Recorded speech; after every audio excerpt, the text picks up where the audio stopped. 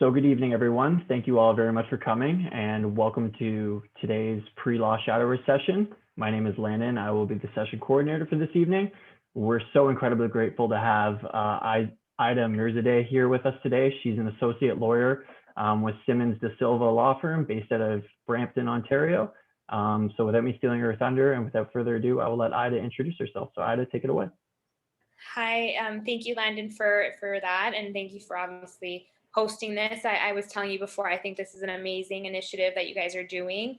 It's the crazy times that we're living in, and I can't even imagine being a law student or even in undergrad and during COVID having to do everything virtually. But it's great to see that you guys are all here and passionate about what you're doing. I think that's the first step in being a successful lawyer, is just to know the practice and the practical side of it and make sure that it's a good fit for you. I think that was a big thing for me, so we'll get into that.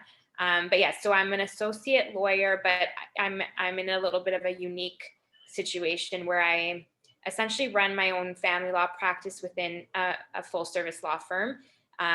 There are 4 family law lawyers at my firm, but we do litigation, we do corporate law, we do real estate, we do wills.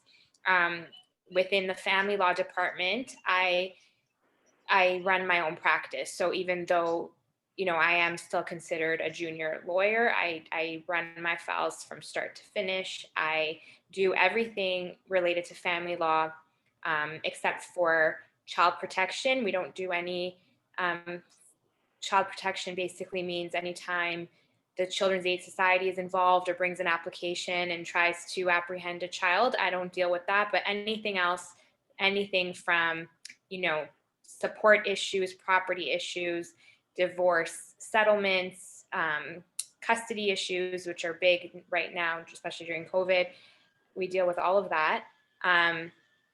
Going into law school, I always wanted to be a family law lawyer. So I was lucky to get an articling job in family law, and I'm still at the same firm. I articled at Simmons Da Silva, and now I'm there as an associate. So it's been a great experience with them, and I think I'm lucky to have had that. But it's definitely, I'm kind of now stepped away from the traditional associate role, which most of my colleagues from law school are still somewhat in that traditional trajectory where they are working as associates under, for example, a partner, which is great because you get a good sense of mentorship and you have someone to learn from and all that.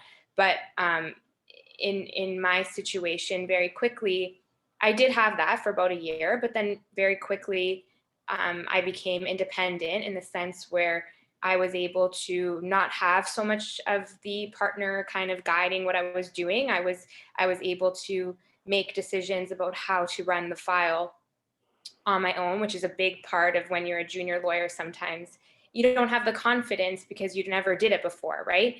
So I think it depends on your personality. It depends what type of law you want to do.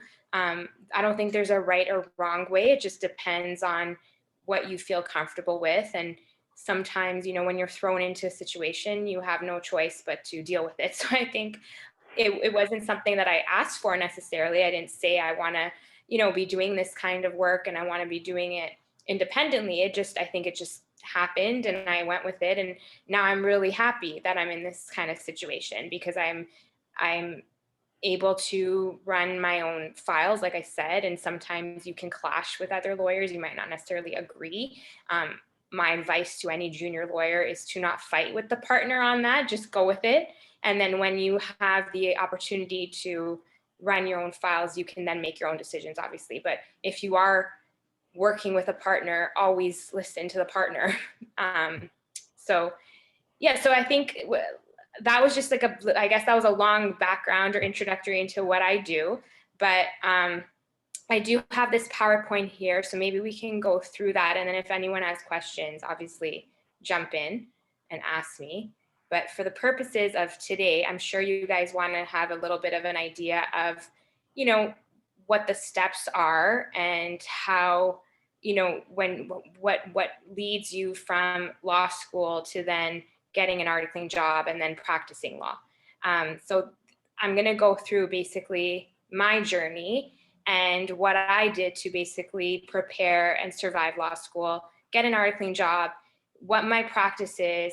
And 5 years later, like, I got called to the bar in 2016. So in June, it's going to be 5 years that I've been practicing. Well, I've been practicing since I count my articling year because I feel that I was practicing during that year.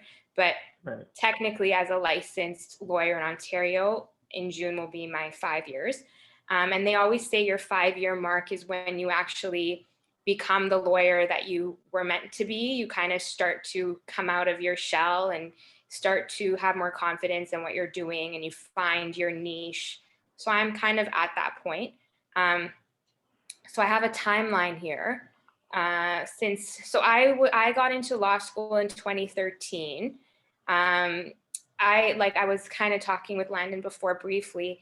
I just did the LSAT one time, and I decided that I was going to use that score and apply to all the Canadian law schools, which at that time there was only 12.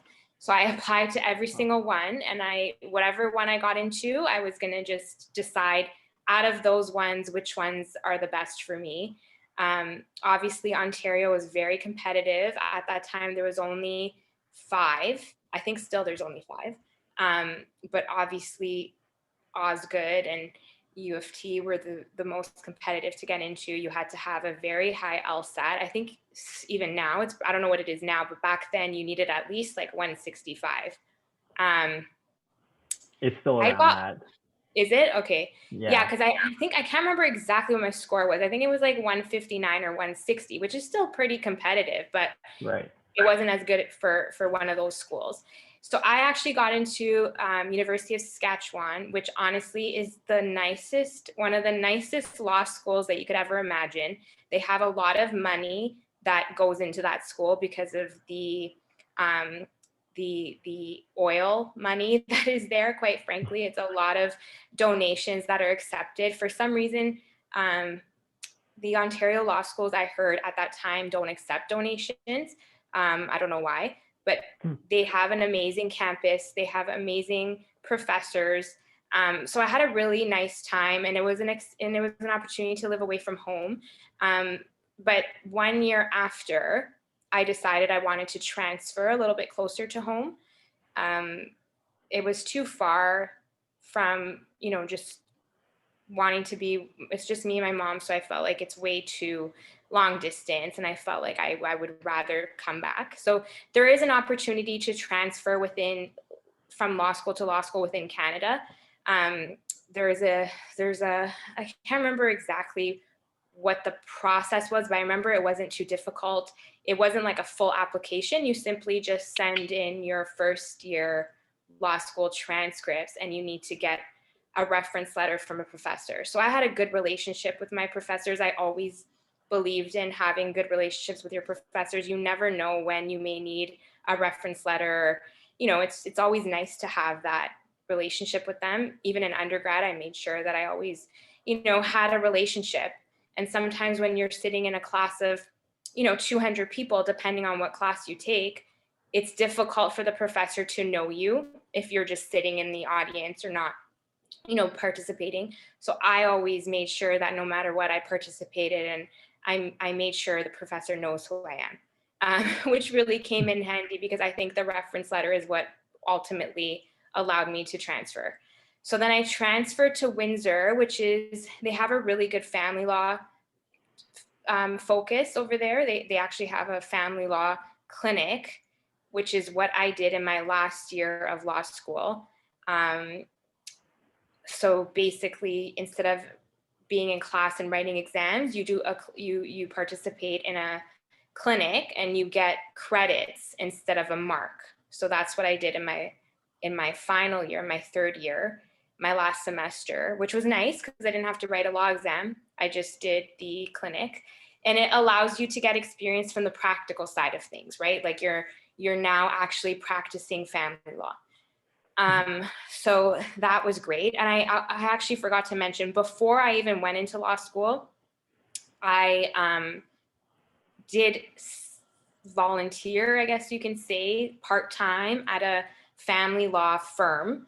And I wanted to kind of get my head around the practice of it and what kind of work is involved and going to court. So I was lucky to be able to do that. If you do know someone that is a lawyer and is willing to just have you come and shadow, like, it doesn't cost anything. So if you're lucky enough to have that opportunity, I would 100% do it, because it actually gives you an idea of what being a lawyer is.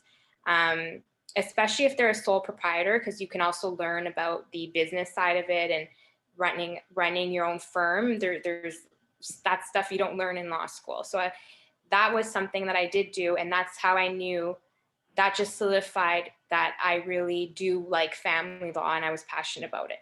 So then in June 2015 is when I graduated from law school, and I wrote the bar exam that June, which was very stressful because you finish in April. And I actually, one of my exams I remember was like at the end of April. So you have to kind of plan it out. And like, I remember I was studying for the bar exam before I was even studying for my law school exams.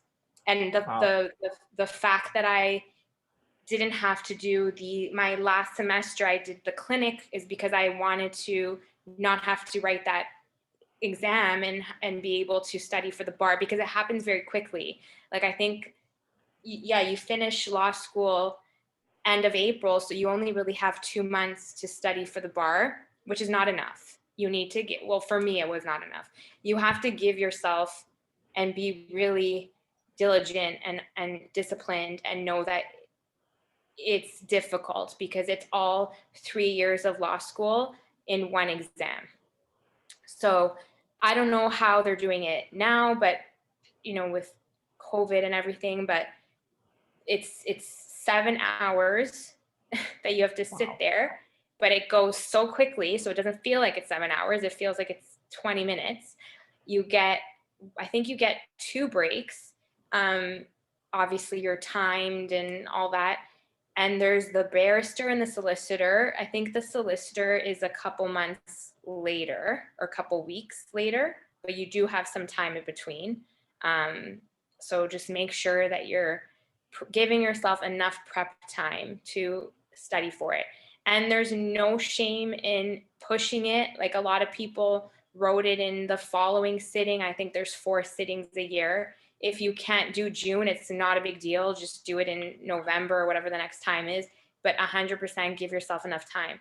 I think you only have 3 chances to write it. I'm not sure. Don't quote me. It's been a long time. But you just have to remember that during that whole craziness of studying for the bar and writing the bar, you're also looking for an articling job.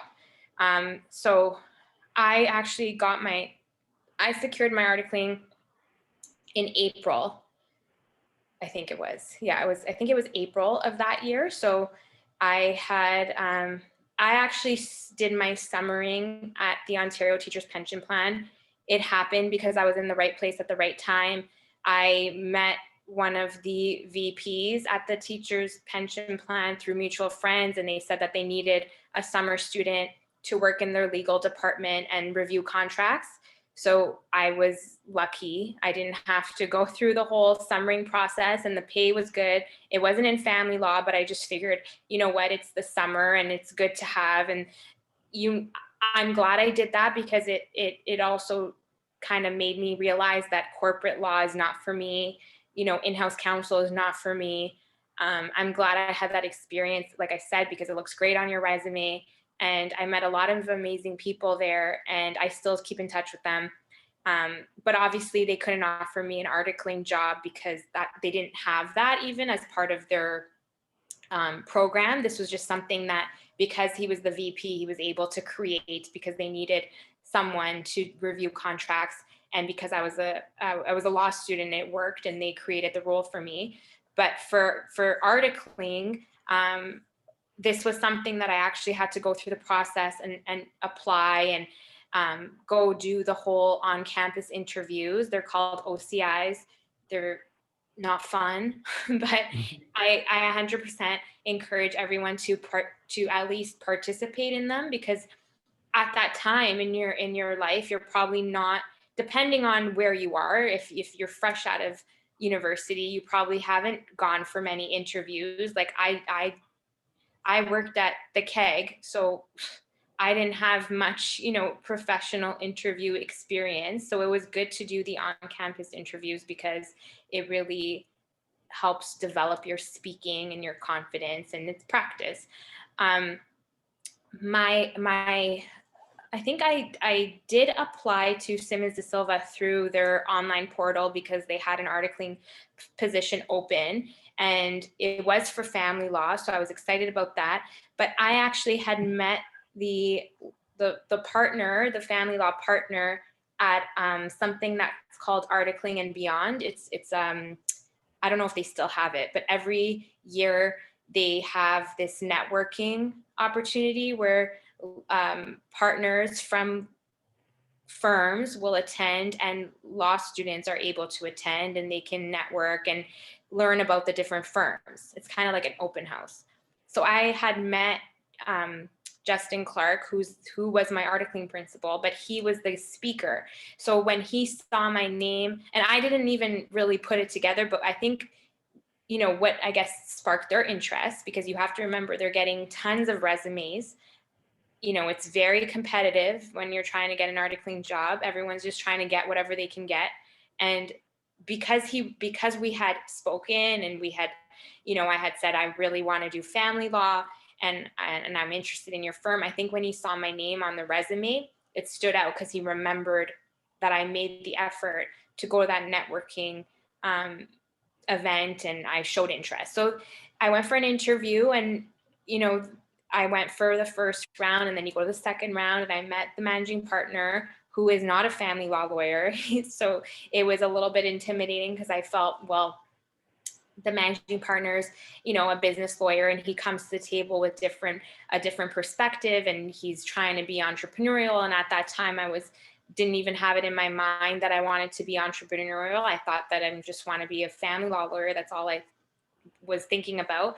But it went well, and ultimately I did get the offer to article there, and I was super happy about it because it was in family law. So I started that in August, and it worked out because I think I had just finished writing the solicitor exam, because I remember I was like anxious about what would happen if I didn't pass. Are they going to take away my articling position? But firms don't do that. Like if they're respectful firms, they will give you the time to study. When you're articling, it's 10 months, but you actually get a 10-day, they have to, under the Law Society rules, have to give you 10 days of vacation. So I recommend taking your vacation time, because when you become a lawyer, your vacation time is very much dependent on your schedule. Like you can have as much vacation time as they want to give you, but if you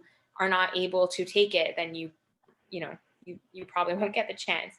But by, the Law Society rules, they have to give you the 10 days. So if you do need those 10 days to, for example, study, the firm you should be totally fine to do that. And then I got called to the bar. Then I got the position as an associate, which they will likely offer you or start talking to you about. Or if they don't talk to you about it, I would 100% approach them.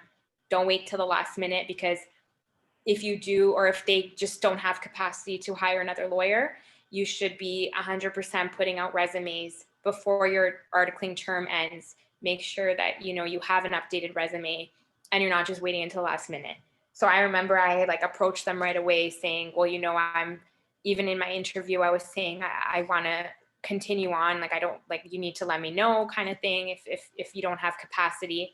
Always in interviews, ask what the firm's capacity is and what their intentions are, and the future of the firm's going to look like. I think that's important. It shows you're interested, but it also shows, it gives you an idea of if it's a good fit for you or not. So I right away was, on them about that. And then they did offer it to me, and I accepted it. It was April. And then a couple months later, it was my call to the bar, and that's it. And now we're here. So that's where we're at. I chose law just because I felt like it was, when I tried to picture what I would do, it was always the first thing that came to my mind. It wasn't always a clear road there, but when I was an undergrad, I went to York. I studied sociology, which is very broad and there's not much you can do with it. And a lot of my friends are, they went to teachers college and they're teachers now, and they were always telling me, why don't you go into teachers college? Just pick a stream, it'll be good, you get summers off. So there was a period of time in undergrad where I felt, oh, okay, maybe I'll consider it. And I took a lot of courses that were education geared, and I felt like, no, this is not for me, but it streamlined what I was doing, so I wasn't so all over the place. And there's no particular undergrad degree that you need that the law schools look at. They just simply want to see that you did well. So my advice would be, pick something that you like and pick something you're interested in, because it's all about the marks. I'm not going to sugarcoat it. It is what it is. If you have good grades, you'll get into law school. If you have a degree in criminology, if you failed or if you didn't do as well as you should have, you're probably not going to be as competitive as someone that has a degree in fashion but got A pluses. So they don't look at that. They look at how well you're taking yourself and how well you're, focused and your marks. And so my advice would be to just take whatever you're interested in that will help you get good marks. And then I was always passionate about it. I felt like it's something that suited me. Like I said, I did have that little bit of experience before going into law school, and it really helped me understand, like, this is what I want to do. I want to advocate. I didn't always think of myself as someone that wants to litigate, but I like that family law allows me an opportunity to do both. I can litigate, but I can also do contracts and negotiate and have to draft a lot of paperwork. So I think it's that part of it is nice, and I like that I can have a little bit of both, because I think doing the same thing over and over can get a little bit boring. Like, for example, real estate. I don't know how you can be passionate about real estate law, but some people are. So I think it's just about finding what's best for you and then going with that. Like I said, there's no right or wrong. There's opportunities to switch when you are in law school. There's lots of opportunity to pick different courses. I focused a lot on criminal law with no intentions of ever being a criminal lawyer. It always interested me because I felt like, the professors are very personable. They're able to tell a story. They're really good at speaking, and they can really teach you the art of how to be persuasive. And learning about the rules of evidence is really important, even if you practice and you're not necessarily using evidence in your daily practice. But I think it's important to understand the rules of evidence because it shapes the rest of how you're going to be as a lawyer. So I think that was really good for me to learn about. And there are particular courses that you have to take in order to qualify for your law degree, but there's lots of electives that you can take. And like I said, you can do clinical work. So there's lots of options. And I think this kind of goes into, the preparation part. I think, like I was saying before, you should always just think about what interests you and what you're good at, and you'll soon figure it out when you're in law school and when you're going through it. It's not easy. I'm not going to sit here and say, oh yeah, it's great. There are difficult times. There's times that you just feel like, oh my God, this is too much, or it's not for me, or I can't. But I think, once you get through it, once you get to the part of choosing what type of law you want to practice, I think lots of lawyers change careers. They might start off as corporate and then they switch to litigation. That's very possible. People do it all the time. It just depends on, like I said, I would always just consider what you like and what you're good at, because I think at the end of the day, when you're thinking about how to be successful, you have to like what you're doing, because if you don't like what you're doing, how can you be successful at it? You're not going to enjoy it. You're not going to thrive. You shouldn't be a lawyer, go to law school because you think it's glamorous. It's not. Like there's there's no glamour in what we do. It's just, we want to help people, that's why I'm doing what I'm doing, because I do care about family law specific issues. I think it's important. I think, going through such a transitional period, it's important to have someone that can be the voice of reason and someone that can guide you through it, because it is difficult, and I don't think it's for people to have to be able to do on their own. I think it's important to have the proper legal advice and professionals to guide you through it. But the same thing could be said about corporate lawyers, because there's a lot of transactions that happen every day, and without corporate lawyers, those wouldn't happen. So I think it's just a matter of figuring out what it is you're passionate about and going with it. And as long as you like what you're doing, you'll succeed. And I think you'll be happy, because that's another part. You don't want to be a miserable lawyer, because those are the ones that usually get the bad reputations and will probably have a negligence suit following them because they're not doing what they're supposed to be doing.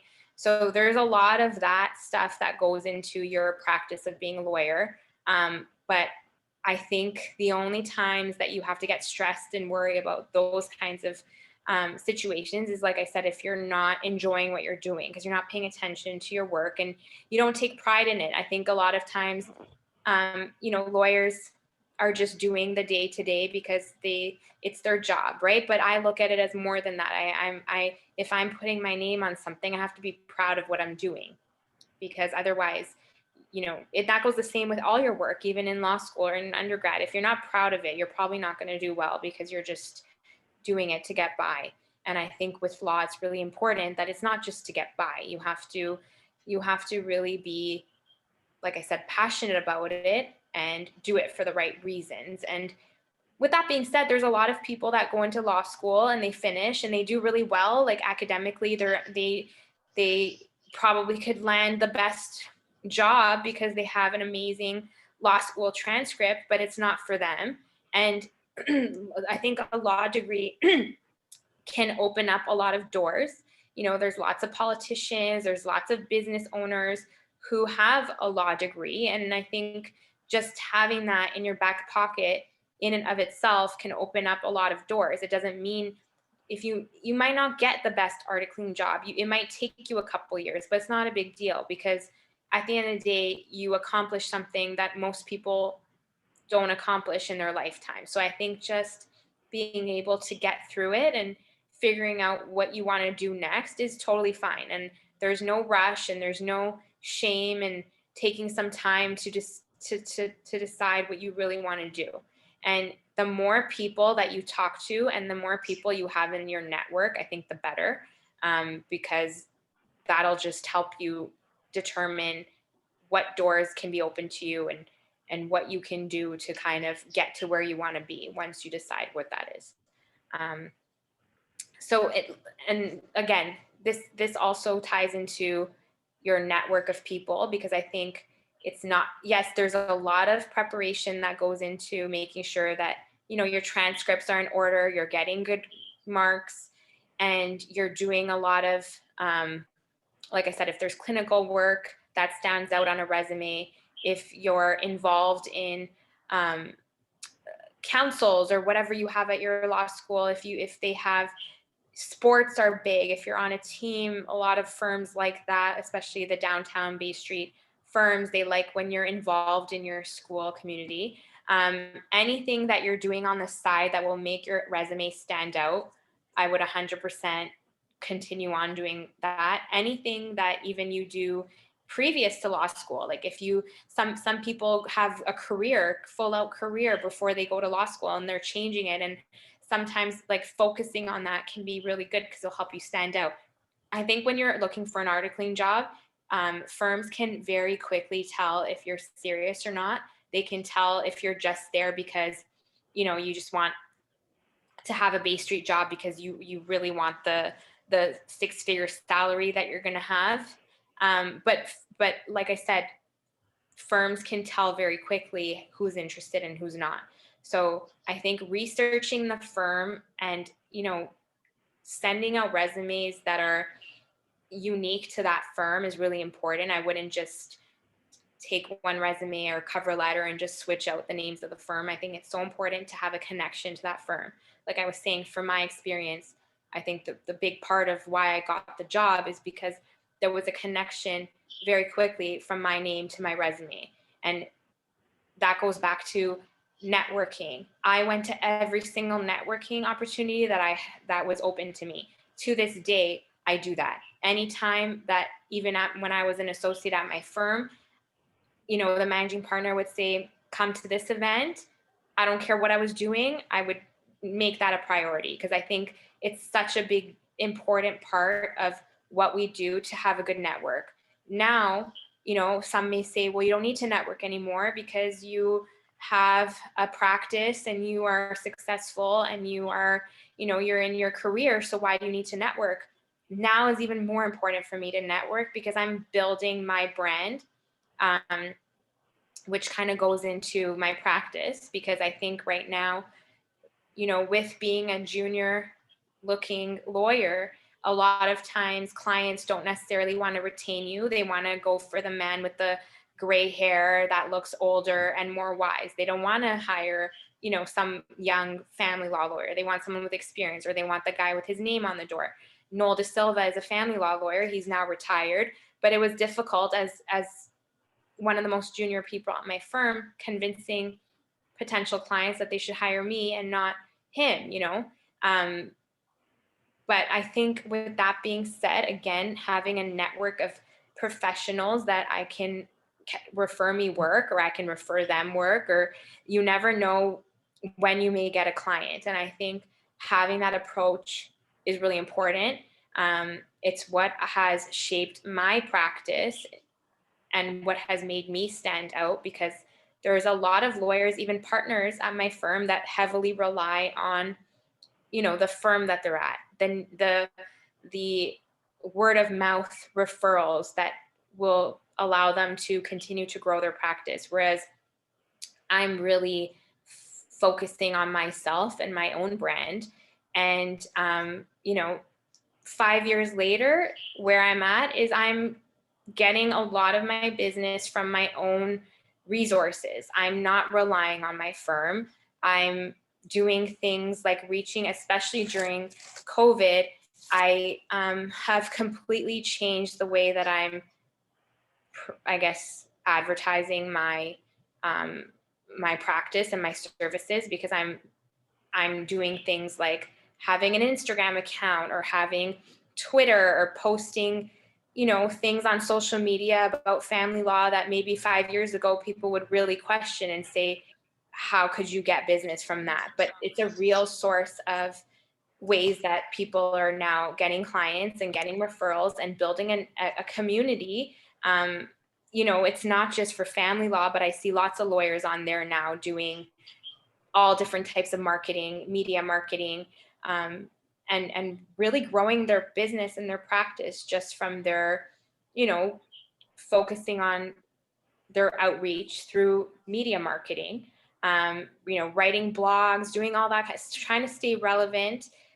I've really focused on my remote side of practice, so making things really convenient for clients to be able to contact us, especially during, COVID, where it's difficult to, especially for family law, for people to be able to contact a lawyer if they're still living in that situation where they're going through a separation, divorce, and they're still living with their spouse in the same house in a lockdown. It's really difficult. So I really try to find ways to deal with that. And, for example, have a virtual intake system, or we use DocuSign a lot, so they can sign remotely. They don't have to take time off work and come into our office anymore. Even in a post-pandemic world, we're going to continue that. Things like, sorry. Does someone have a question, or was that just okay, anyways, I thought I heard something. Yeah, I think someone just accidentally unmuted their mic and started talking. Sorry about that. Continue. Yeah, so basically I think, it's been a journey, but at the same time, looking back, and when I see how far I've come and where I still want to go. I think it just pushes you and motivates you to do even more. A lot of, like I said, a lot of my colleagues from law school are still kind of in the traditional trajectory of being an associate, which is fine. Like, I think if that's what you're doing, that also has its benefits, because you can have a mentor, which can be an amazing asset for a young associate, because you can work on files with someone who's at a higher level. Whereas for me, because I'm independent, I'm actually competing with partners for work. And if I'm doing a file or they have a file, I don't necessarily work on it with them. Sometimes I will. Obviously, in earlier on in my practice, I did a lot more. And don't get me wrong, I had an amazing articling opportunity where I was able to go to court a lot with the partner, almost on every file. That's another thing I would always recommend that you do, is that you make yourself available to everyone, because it's only 10 months, and it's not forever, and you're only young once, so might as well work as hard as you can and come from a place of yes. I take that approach even now. If I have an opportunity, I usually will I try to say yes, as long as it's mutually beneficial and I'm gonna learn or benefit from it. I try to make it work, try to make it a priority. And obviously life is important, and you need to make sure you have a work-life balance. But at the same time, especially when it's early on, I would really try to take that approach and take as many learning opportunities as you can, because they really do. It's really invaluable what kind of benefits they can translate into. So now I think, if anyone has any questions, I know that was a lot of information and a lot to take in, but if anyone has any questions, feel free to ask them, or you can email me, follow me on Instagram, Mirzadeh Family Law. I do weekly lives as well. Every week I have a new guest that comes on. We discuss family law issues, and it's a really great interactive way that I can show people that a different side to family law. Whereas a lot of times people have misconceptions about family law lawyers, but I'm really trying to change the conversation about family law and lawyers, and putting a face and personality to to Mirzadeh Family Law, I think has really changed the way that clients are now wanting to retain my services. So that's been something that I'm focusing on now. Absolutely. Thank you so much for that, Ida. I really appreciate all your amazing insights and just everything. It was so in depth, and just even going as far as to the articling process. I mean, I personally had no idea, and I probably can attest to most of the people that are in the audience today we don't really have any insight as pre-law students on articling and how tough it really is. Yeah. So I think just giving us that ability to go in depth with your experience and kind of give us more of it, sort of I guess your personal experience to explain it to us, really kind of, I know for me, really opened my eyes to seeing how competitive and how challenging it really is, because most of us are really focused on, well, first step is getting into law school and surviving law school. No one really thinks about afterwards because it's so far down the road. But it's something that obviously it's gonna come up, it's gonna come back up. So you have to be focused on it. So I think just obviously you highlighting those key points was absolutely wonderful for us, and I really appreciate it. We have a question here from Jackie. She says, is it difficult to succeed in a law profession when you're not the strongest writer or are poor at public speaking? No, because like I said, there's different options available. I think by you maybe recognizing that, it could potentially work out to your benefit, because you can then focus on, okay, well, if I'm not as great at public speaking, maybe I need to focus on another area of law that doesn't involve any litigation. Like, it's only really family law, criminal law, and civil litigation, like when you're suing someone, that you need to be able to public speak. If you're a solicitor, if you're working, for example, as a real estate or a corporate lawyer, you're not really dealing with anyone. You don't have to speak in court. You sometimes don't even really meet clients if you're working at like a large law firm, let's say. You're not necessarily, it's not part of your job description to be personable and go get retainers. You're doing law work. So if you're analytical and you're really good at, for example, the academic part of law, where you're able to retain information and put it into, something useful to either for the litigator to be able to litigate and use in court, or there when you think about law, there's so much of there's so much that goes on every day that involves law. So I think if you know what you're not good at early on, I think it can help you focus on what you are good at. So I don't think it necessarily means you can't be a good lawyer. If you're not a good writer, again, I don't think that means you can't be a good lawyer, because maybe you're very analytical and you're able to solve problems logically, and you can, be on a team of people that require those types of expertise. You just have to figure out what that is. Thank you very much for that question, Jackie, and thank you very much for your answer, Ida. I think it's absolutely important to obviously understand your strengths and weaknesses, even just as a human being, right? And it's something that maybe a lot of us don't know, because we see it in shows like Suits or Legally Blonde, all the TV and all the film, right, where these lawyers are presented to be these amazing public speakers, and honestly, they have like these sociopathic traits, right?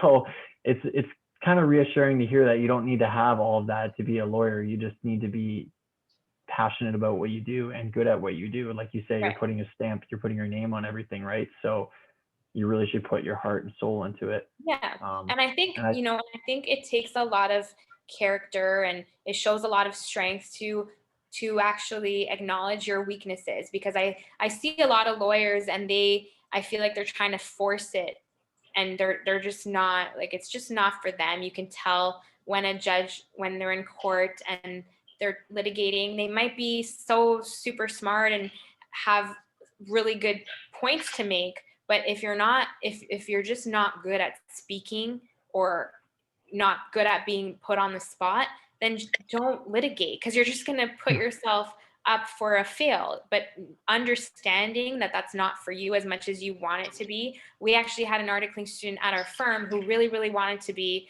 a corporate lawyer, but he couldn't wrap his head around the corporate, like the business transaction and that whole concept. So I think it was tough for him, because he had to realize that something that he always dreamed of was not going to happen for him, because he just wasn't getting it. But he was really good at, for example, like another area of law. So I think it's just a matter of accepting your weaknesses and focusing on your strengths, because the more you live in, a non-reality world, I think you're just setting yourself up for a bigger disappointment. So you might as well just understand what you're good at, focus on that, and I promise your opportunities will come.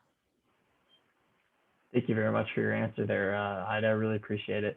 Jackie has a follow-up question for that. She is asking, do you feel that the current law market is currently oversaturated? And maybe if you could attest to some of the things that the current law, I guess maybe the profession of law, how it's changed because of COVID, or kind of how the current dynamic of law is currently? So I think I think it's oversaturated. It's always been oversaturated, but I don't think that's an excuse to, for example, not pursue it. I think any profession will probably say that their field is oversaturated, especially in, in today's world where we're all trying to do better and succeed. And, there's a lot of professionals that are going to get on to get a second degree or whatnot. So I think it's just a matter of, the market's oversaturated, but how can you stand out in an ever growing saturated market? The family law bar, I would say, is very saturated right now. There's so many family law lawyers, but I've just taken upon myself to figure out how to stand out in a saturated market, how to make myself, what kind of skills do I have that another family law lawyer might not have, and how can I use that to my advantage? So I think you can apply that to anything. What makes you stand out that another applicant might not have, and focus on that. Awesome. Thank you very much for that. Nada has her hand up. Nada, if you want to unmute yourself and ask Ida your question, go right ahead. Hi, thank you for letting me ask a question, and thank you, Ida, for coming. You've been incredibly useful and helpful with all your information.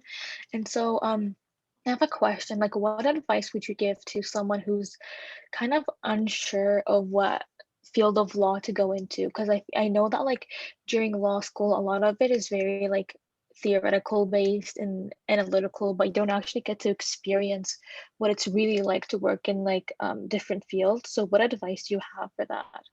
So I think, for someone that's unsure, you're not alone. I think everyone's kind of unsure. If you have an opportunity to, like I said, volunteer in an area of law, either while you're in school or before you go into law school, I think that will really help you understand maybe what you like or what you don't like, so that you can, and remember, what you learn in law school is only a fraction of what the actual practice of law is. Like, you may hate, for example, family law when you're learning it in law school, but you may love the practice of it. So I think having a practical experience doing clinics, if that's available at the law school, is really helpful, because you can see the practical side of it. You don't really need to focus on what you take necessarily in terms of your classes. Like, I did take family law in law school, but I don't think I wouldn't have not got the job if I didn't. I think, at the end of the day, like I said, I took loads of criminal stuff because it interested me. So I would just take what interests you, and then you can figure out what you want to do later. Like, even in undergrad, just take courses that will set you up for success, because I'm not going to sugarcoat it. Law schools only care about marks. They care about a good LSAT and a high mark. So if you're gonna take things because you think it's gonna look good on your resume, it may, but having a good mark in it will make you stand out more. So just take what interests you and what you think you'll succeed in, and then worry about whether or not that's going to translate into a career or fit perfectly into what area of law you practice later. Okay, thank you so much for answering. You're welcome. I kind of had this might be a little personal for you, Ida. I know you said you went to U of S for law school. I know you're an avid traveler as well. Did that have any influence into you wanting to go to law school, sort of outside of Ontario, or was it kind of just, this is the best opportunity for me and I'm just going to take it? Sorry, so you said because I was did you say because I was an only child? No, because you enjoy traveling, sorry. Oh, traveling. No, I didn't. No, that's not even, wasn't on my radar. At the time, I just wanted to get into law school. So, but I didn't want to go to like a law school abroad. There's some people say it's not true, but it is true. There is somewhat of a negative connotation associated with people that go abroad and then come back and write their NCAs, which is a conversion. Like, I have a lot of friends that went to the UK or they went to Australia because they didn't write the LSAT. If you want to go to one of those schools, you don't have to write the LSAT. You simply apply and pay and you get in, and then you come back and you have to write something called a national conversion exam, and that converts your law degree from a different country into Canadian, and then you also have to write the bar. So I think that's like a roundabout way of getting licensed in Ontario. But as long as you go to a law school in Canada, I think that it's recognized in Ontario as being just as good as going to, because there's only 12. I think now there's more, but at the time, because there was only 12 of them, I felt like anyone was good. I just picked out of what province would I want to live in the most, and I figured, although Saskatoon sounds like, oh my God, what the hell, but it was pretty. Like, I went and visited the law school and I liked the campus and I liked the people, and it allowed me to, between there or Victoria or New Brunswick, I picked there because I felt like that's probably the best suited for me. But like I said, but that was my journey. A lot of people want to go abroad, or they want to go to the US and study law there and come back. And some people, like in Windsor, you could do a dual. You can get a JD in the, and you can get an LLB, which is the US version of a law degree, and you can be duly qualified, which is really coming in handy these days, especially during the pandemic. There's a lot of international lawyers that are, there's work for them. So it just depends. I just wanted to get my law degree the quickest way possible. I didn't want to do a roundabout way. I wanted to get in and get out. So that was why I personally did the route I did. Gotcha. Thank you very much for answering that. Jackie has another question. Do you know how as an undergraduate you can help build stronger relationships perhaps with professors other than simply just attending office hours? Maybe could you attest to this from your undergrad experience or your law school experience, or even just at your firm, if there's any advice you could give us? How to build connections with professors, like in law school? Yeah, with professors or maybe with colleagues, whatever the case may be. So in law school, I tried to build relationships with professors, especially when I was at U of S, just by kind of being very open to what professors, for example, if they would ask questions, I would participate. I think that was a big way to know that, you're paying attention. And, I wouldn't try to be a teacher's pet and answer every single question, but I would definitely try to be involved. And even something simple like sitting in the front of the class, I think really will help you stand out. A lot of people go to law school for the social aspect. Like, that's not what I was doing. I went there solely for the purpose of, I need to get my law degree and do well and go and become a lawyer. So if you take that approach, professors will notice you. And, sometimes it might be that you don't mesh with every professor. You might not find them interesting, but I try, like I said, that's why I took a lot of criminal classes, because I felt like I liked those professors. I researched them, and they're well known. They've argued in some of the biggest criminal law cases that we learn about in law school. So having that kind of professor, I think, naturally interests students, and they want to know them. And if they do have office hours, which most of them do, I take advantage. You can even email them and say, let's go for a coffee. Like, stuff like that is very normal. And, if they're nice, they're willing to do it. And I think they also like it themselves. They like that their students want to get to know them. So I think any kind of opportunity that presents itself like that, 100%, I would probably, take advantage of that. Same for when you're looking for an articling job, reach out to lawyers, reach out to firms that are hiring, and say that you want to talk to the associates or you want to talk to the partners. Some of them might not respond because, they're busy or they just can't be bothered. But if you send 10 emails and you get even one response, it's worth it. So I think whatever you can do, just keep doing it and don't give up. And sooner or later, you'll get someone that's willing to talk to you and you can find an opportunity. Awesome. I really appreciate that, Ida. That's absolutely terrific advice. If anyone else has any other questions or anything like that, feel free to shoot them in the chat now or unmute yourself. Use the raise hand function real quick. I will let Ida just put her contact information in here. I know she said if you guys want to email her or if you want to get in touch with her, she's more than happy to answer any emails that you guys have. Ida, if you want to touch on anything that I talked about there.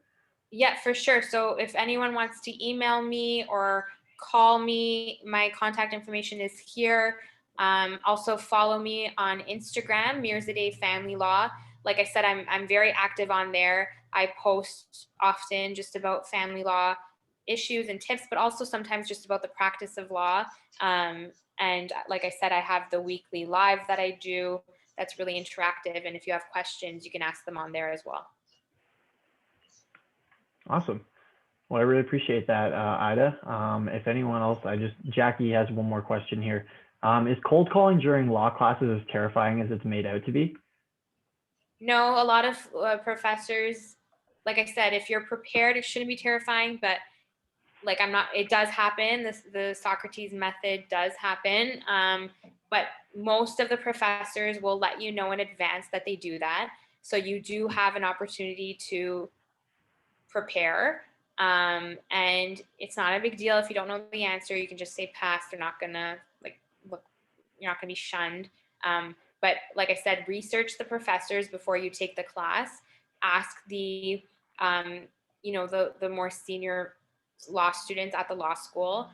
Most of them are very approachable, and you can just say like, have you ever had this prof? What kind, what's their style? But like I said, most professors will let you know in advance if they do that. Gotcha. If anyone else has any other questions or anything like that, I'm going to go ahead and end this session. So going once, going twice, and I think that's it. So if everyone wants to join me in thanking you, Ida, thank you very much for taking the time to come out here and present yourself. This has been absolutely a wonderful session, very informative, and I personally have learned a lot. And I just want to thank you again for your time. Oh, no problem. Thank you for having me. And I'm glad that you guys are doing this because I think it's a great initiative, like I was saying. So keep up the good work.